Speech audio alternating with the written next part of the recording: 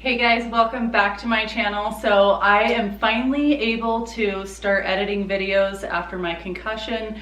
I feel like I have been really good with being able to be on my computer editing already. So I just wanted to come on and say a quick hello, and that this video is actually a video I shot when I was when we were celebrating Cinco de Mayo.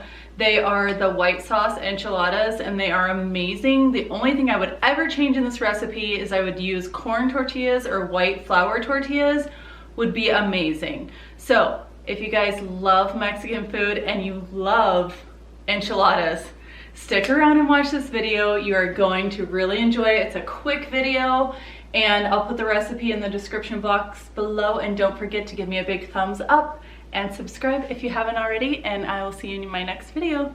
Bye guys.